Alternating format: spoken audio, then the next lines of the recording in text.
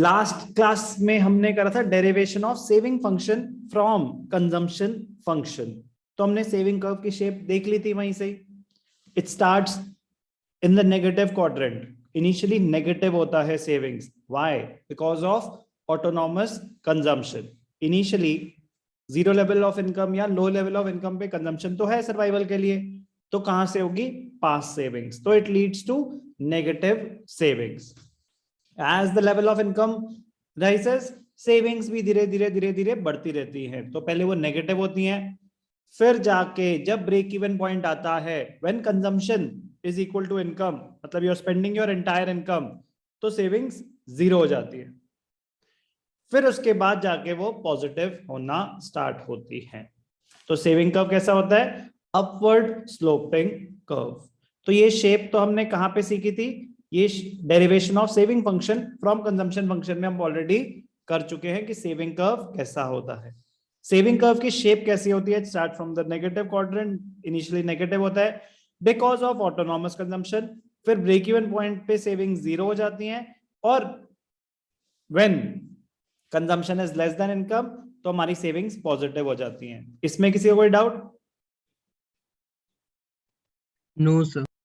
Okay, ये सब हमने कहां सुन लिया था? Derivation of saving function from consumption function. क्या है ये सेविंग फंक्शन? हमने करा था सेविंग कर्व, अब हम कर रहे हैं सेविंग फंक्शन। सेविंग फंक्शन और the propensity to save, like consumption, saving is also a function of income. That is, it depends upon the level of income. Saving is the excess of income over consumption. मतलब हमने पढ़ा AS is equal to Y is equal to C plus S. तो S क्या होता है? S होता है Y minus C. तो saving is the excess of income over consumption expenditure.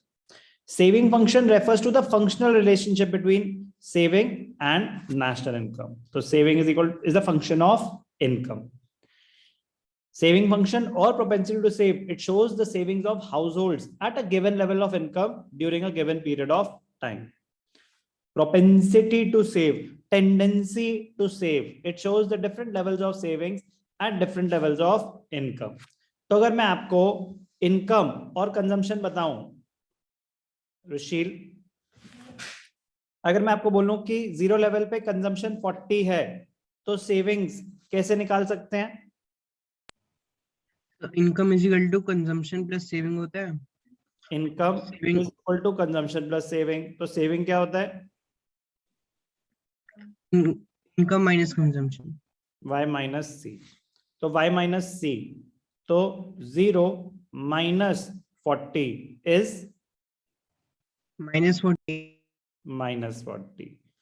100 minus 120 is -20, minus 20। 200 minus 200 is 0।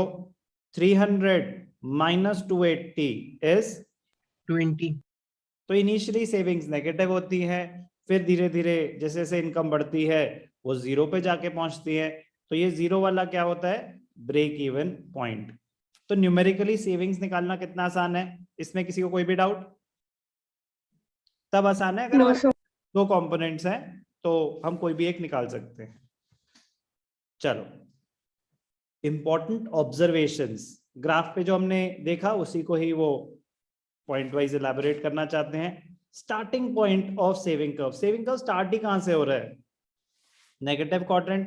But starting point कितना होता है? जितनी भी आपकी ऑटोनॉमस कंजम्पशन है जीरो लेवल पे, उतनी ही आपकी क्या होंगी? Dish savings.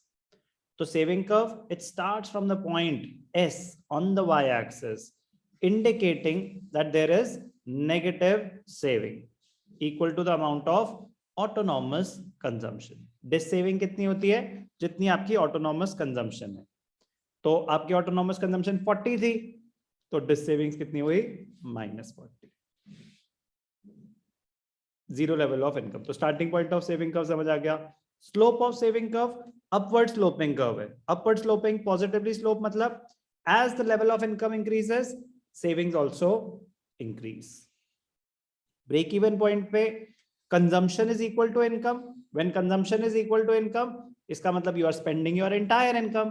If you are spending your entire income, इसका मतलब आपकी सेविंग्स निल है, सेविंग्स जीरो है। पॉजिटिव सेविंग कब होंगी? When consumption is less than income. After the break even point, when you are consuming less than your income, तो आपकी savings positive हो जाएंगी। Very very easy. तो ये क्या है positive savings? When consumption is less than income. ये dissavings क्या है? When consumption is greater than income. Saving equal to zero कब होता है? When consumption is equal to income. तो shape of saving curve or behavior of saving curve and important observations, all clear? Yes, sir.